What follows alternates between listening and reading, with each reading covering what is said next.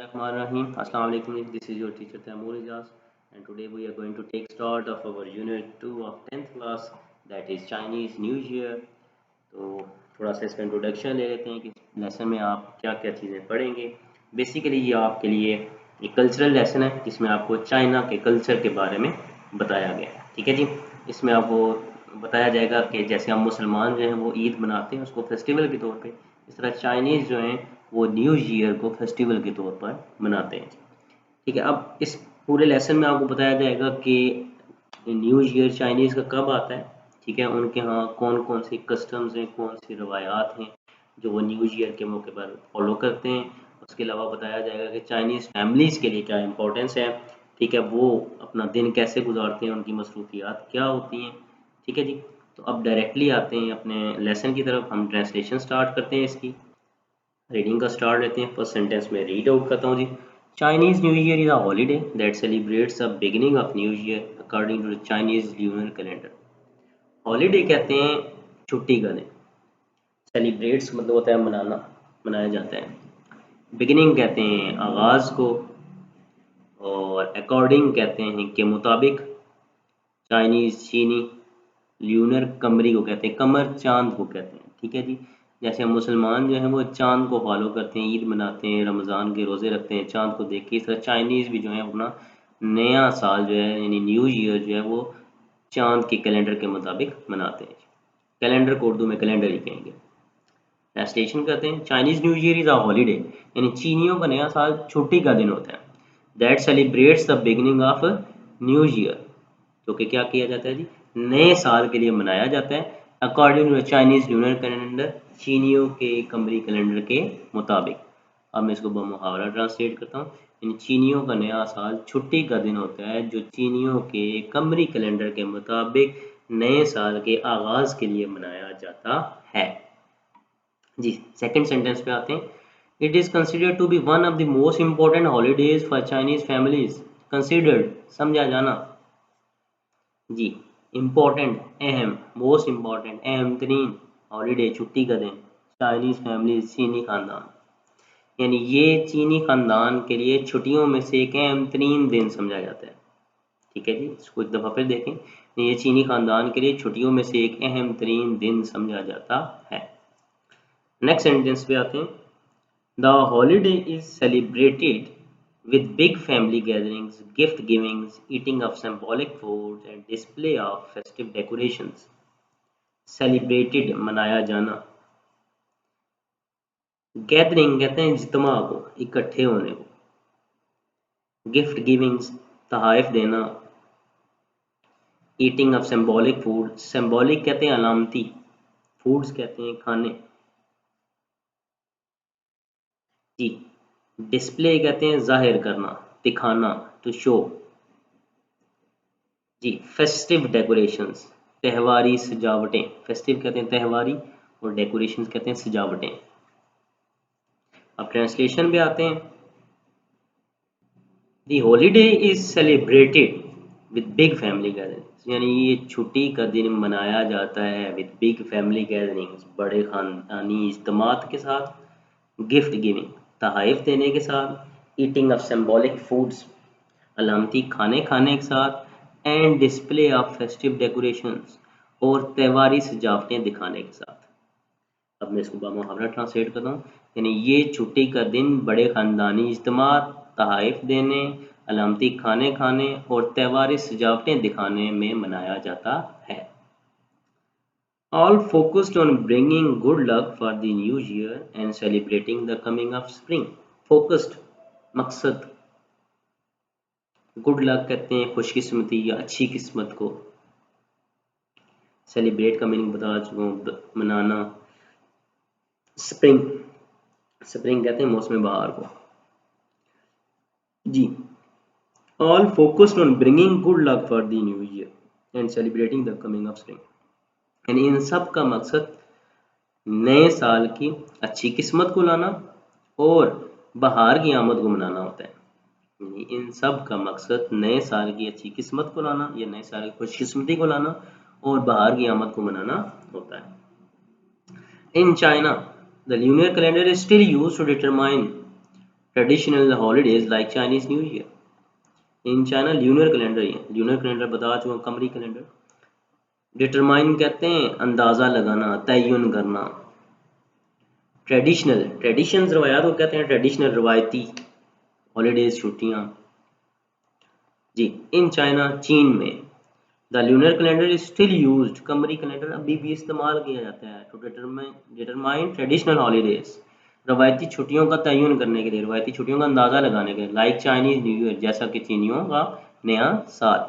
इसको एक दफ़ा फिर देखें, चाइना में अभी भी रवायती छुट्टियों का अंदाज़ा लगाने के लिए या तयन करने के लिए, जैसा कि चीनियों का नया साल है, इसके लिए क्या इस्तेमाल किया जाता है जी? चीन कमरी कैलेंडर। ठीक है। Since the lunar calendar is based on the phases of moon, which has shorter cycle than the sun, since, जैसा कि, lunar calendar कमरी calendar based on, based on मतलब होता है मबनी होना, phases of moon, phases कहते हैं शक्लों को, अशकाल को, शेप्स को। शॉर्टर साइकिल, शॉर्टर कहते शॉर्टर कहते हैं छोटे को, साइकिल कहते हैं चक्कर। साइकिल का होता है टायर, वो देखें ना, एक मुकम्मल राउंड चक्कर की सूरत में होता है। Since the lunar calendar is based on the phases of moon, जैसा कि कमरी कैलेंडर जो है वो किस पर मबनी होता है? चांद की अशकाल पर। जैसा कि कमरी कैलेंडर चांद के अशकाल पर मबनी होता है, which has a shorter cycle than the sun, जिसका चक्कर सूरज के मुकाबले में क्या होता है? छोटा होता है। ठीक है जी। ये बेसिकली बताया गया आपको कि देखें, एक चांद, सूरज, ज़मीन जो है वो सूरज के गिर्द जो है वो क्या करती है? अपना चक्कर मुकम्मल करती है। ये सारे एक दूसरे, ज़मीन सॉरी रिवॉल्व कर रही है। तो हमारे रमज़ान या जो ईद के दिन होते हैं, आप देखें हर साल इसमें जो है वो डिफरेंस आ जाता है, 10 दिन का, 9 दिन का। ठीक है। तो हर साल ये चेंज होता रहता है, क्योंकि चांद का चक्कर जो है सूरज के मुकाबले में क्या होता है? छोटा होता है। इसलिए हम जो है वो हर साल ईद या रमज़ान जो है वो हमारा 9 दिन 10 दिन पहले आ जाता है। तो चीनियों का भी यही होता है, वो यही बता रहे हैं, जैसा कि चीनियों का जो सॉरी कैमरी कैलेंडर है वो चांद के शिकार पर मबनी होता है, जिसका चक्कर सूरज के मुकाबले में क्या होता है? छोटा होता है। Chinese new year is never on the same day each year, चीनियों का नया साल हर साल एक ही दिन नहीं होता, but typically falls somewhere between January 21 and February 20। जी। टिपिकली कहते हैं आमतौर पर, Chinese new year is never on the same day each year, यानी चीनियों का नया साल हर साल एक ही दिन नहीं होता, बल्कि but typically fall somewhere between January 21 and February 20। क्या होता है? आमतौर पर ये 21 जनवरी और 20 फरवरी के दरमियान किसी दिन भी हो सकता है। ठीक है। Celebrations can actually last up to a month, celebrations कहते हैं तकरीबात को, लास्ट कहते हैं जारी रहना, मंथ महीने को, यानी तकरीबात एक महीने तक जारी रह सकती हैं। इसके बाद आते हैं अपने नेक्स्ट सेंटेंस की तरफ। Here are some traditions associated with Chinese new Year, traditions कहते हैं रवायात, एसोसिएटेड मतलब ताल्लुक होना। यहाँ पर कुछ रवायात हैं जिनका ताल्लुक चीनियों के नए साल के साथ है जी। Cleaning houses and new clothes, cleaning houses घरों की सफाई, एंड न्यू क्लोथ्स और नए कपड़े।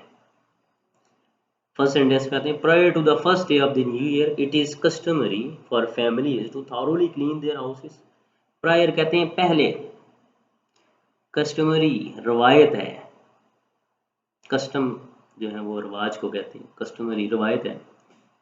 थॉरोली कहते हैं मुकम्मल तौर पर, क्लीन कहते हैं साफ करने को। Prior to the first day of the new year यानी नए साल से एक दिन पहले। It is customary for families यानी ख़ानदानों के यहाँ रवायत है, to thoroughly clean their houses कि वो अपने घरों को मुकम्मल तौर पर क्या करते हैं? साफ करते हैं जी। एक दफ़ा फिर देखें, यानी नए साल से एक दिन पहले चीनी ख़ानदानों के यहाँ रवायत है कि वो घरों को मुकम्मल तौर पर साफ करते हैं।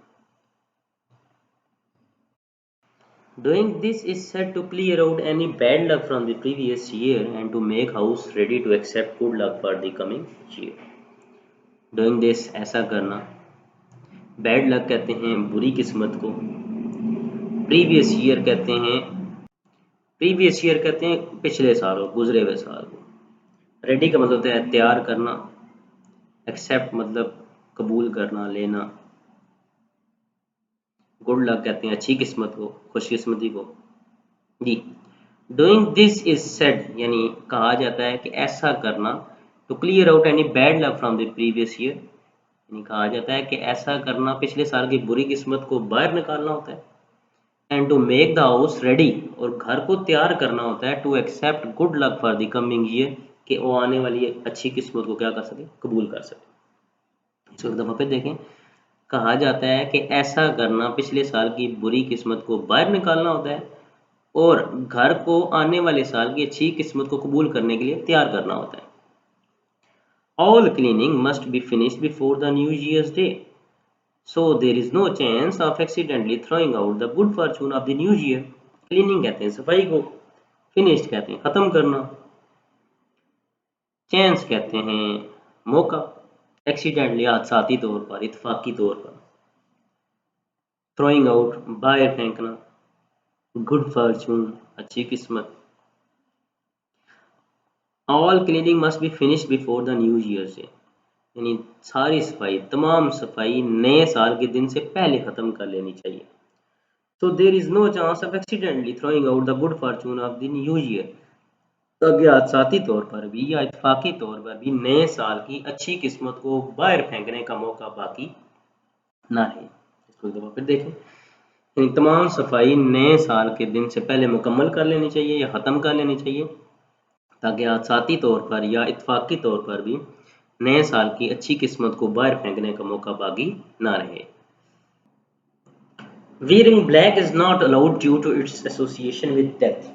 However, wearing red is encouraged as the color is associated with warding off bad spirit. Wearing का मतलब होता है पहनना, ठीक है जी। और अलाउड का मतलब होता है इजाज़त, एसोसिएशन कहते हैं ताल्लुक़ को, इनकरेज कहते हैं हौसला अफजाई को, वार्डिंग ऑफ भगाना, बैड स्पिरिट बुरी रूहें या बदरूहें जी। अब ये देखें, इसमें चाइनीज़ का जो है वो एक इसमें रवायत बताई गई है कि उनके यहाँ ये माना जाता है। वैसे एक्चुअली तो ये हम एज ए मुस्लिम इस पर बिलीव नहीं करते, लेकिन चाइनीज़ कहते हैं कि ऐसा होता है, ठीक है। Wearing black is not allowed due to its association with death. काले रंग का मौत के साथ ताल्लुक़ होने की वजह से पहनने की इजाज़त नहीं होती।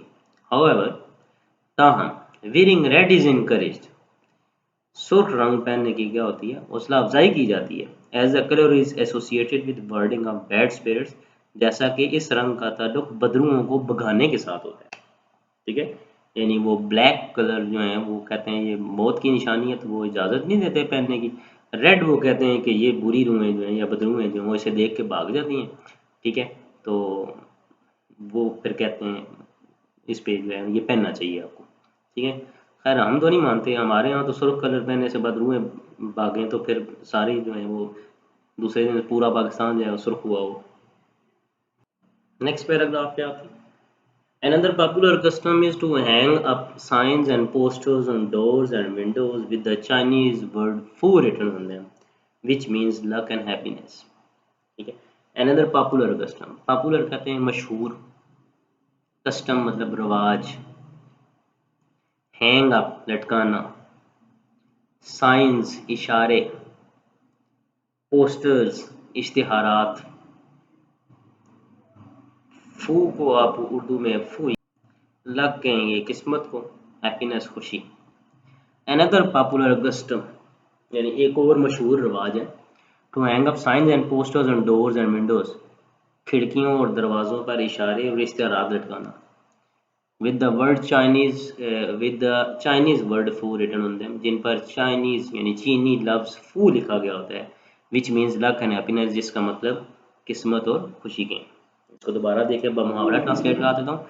एक और मशहूर रवाज दरवाज़ों और खिड़कियों पर इशारे और इश्तिहारात लटकाना है, जिन पर चीनी लफ्ज फू लिखा गया होता है, जिसका मतलब किस्मत और खुशी के, ठीक है जी। नेक्स्ट सेंटेंस पे आते हैं। Buying flowers for the home is also common place since they symbolize the coming of spring and the new beginning. Buying, खरीदना, फ्लावर्स फूल को कहते हैं. कॉमन प्लेस, आम बात. सिंबलाइज मतलब जाहिर करना, रिप्रेजेंट करना. स्प्रिंग कहते हैं बहार को, और न्यू बिगिनिंग नए आगाज को. Buying flowers for the home is also common place, यानी घर के लिए फूल खरीदना भी आम बात है. Since they symbolise the coming of spring and a new beginning, जैसा कि ये बहार की आमद और नए आगाज को जाहिर करते हैं. इसको एक दफा फिर देखें. घर के लिए फूल खरीदना एक आम बात है, जैसा कि ये बहार की आमद और नए आगाज को जाहिर करते हैं. ठीक है जी. यहाँ तक अपनी ट्रांसलेशन जो है वो अपनी आज की कंप्लीट करते हैं. तो उम्मीद करता हूँ आपको ये ट्रांसलेशन समझ आ गई होगी. ठीक है जी. आप इसमें डिफ़िकल्ट वर्ड्स को मैं पहले ट्रांसलेशन करने का तरीका बता चुका हूँ कि डिफ़िकल्ट वर्ड्स के मीनिंग आपको आने चाहिए, और ट्रांसलेशन आपने इतनी बार पढ़ी हो कि इतनी बार सुनी हो, ठीक है, कि वो जैसे ही आपके सामने सेंटेंस आए, डिफ़िकल्ट वर्ड्स के मीनिंग आते हों, आपके माइंड में पूरे सेंटेंस की ट्रांसलेशन आ जानी चाहिए. ठीक है जी. तो आज के लिए बस इतना ही. थैंक यू एंड अल्लाह हाफिज़.